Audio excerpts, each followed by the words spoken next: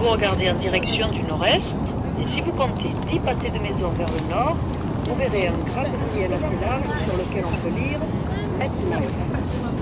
Ce n'est pas mon bâtiment préféré. Mais par contre, un peu caché derrière lui se trouve Grand Central Station, la grande gare de Manhattan. C'est un bâtiment magnifique. Je connais bien ce quartier. Il y a le restaurant de ma sœur. Elle y sert des spécialités du sud-ouest et elle a même inventé le foie gras burger. Ne riez pas, je peux vous dire que c'est drôlement bon. Un petit pain brioché bien doré avec une tranche de foie gras poêlé à point. Bon, revenons à nos moutons, ou plutôt à nos buildings. Pour en finir avec la gare de Grand Central, il faut que je vous dise qu'elle l'a échappé belle. Dans les années 80, il voulait construire un gratte-ciel au-dessus. Et c'est Jackie Kennedy au nazisme qui a réussi à faire avorter le projet.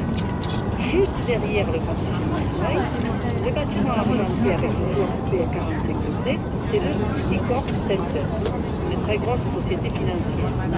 Le toit incliné devait recevoir des panneaux solaires.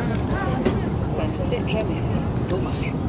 Dans ce même quartier, sur la 60e rue entre Lexington et la 5e avenue, tous les ans pour le 14 juillet, l'Alliance française organise une grande kermesse. Plus de 15 000 personnes viennent écouter la culture française. Chansons, danse, gastronomie et bon vin sont au programme. Maintenant, regardez en bas. L'avenue la plus large avec les voitures qui circulent vers nous, c'est la 5e avenue. Suivez-la vers le nord, dépassez le building MetLife, puis regardez sur le côté droit de la 5e avenue et vous verrez le clocher de la cathédrale la plus célèbre de New York, Saint-Patrick. Les Irlandais ont commencé à arriver à New York vers 1830 et au début, ils ne l'ont pas eu facile. D'ailleurs, au début, ce n'est jamais facile d'être immigrant. Ils sont arrivés en masse à cause de la famine en Irlande et beaucoup se sont installés sur les hauteurs de la ville. Vous savez, beaucoup de villes américaines ont été fondées par des groupes religieux. New York a été fondée par une société qui s'appelait la Compagnie hollandaise de commerce des Indes de l'Ouest, soit the Dutch West Indies Trading Company. New York a commencé par les affaires et ça n'a pas changé. Regardons maintenant sur la gauche.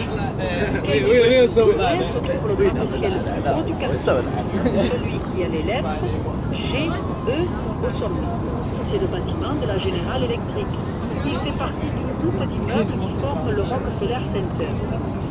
Comme vous pouvez le constater, l'architecture de New York est assez étendue. Chaque bâtiment a sa propre personnalité et n'essaie pas de se fondre dans le reste de l'architecture. C'est un peu le style chacun pour soi. Le Rockefeller Center fait exception à ce style. Il est parfois considéré comme un des plus grands succès d'architecture urbaine des 100 dernières années. En tout cas, c'est très joli pour aller s'y promener. Moi, j'allais faire du patin à glace et admirer le sapin de Noël géant. Et le plus souvent, c'était pour y admirer mon oncle Richard, qui était cuisinier sur le paquebot Liberté. Dès qu'il arrivait à New York, il a fait 100 fois pour la traversée, il fallait foncer à la librairie de France pour aller acheter les cours. J'y suis allée plus d'une fois. Cette librairie, qui existe depuis 1928, est un des lieux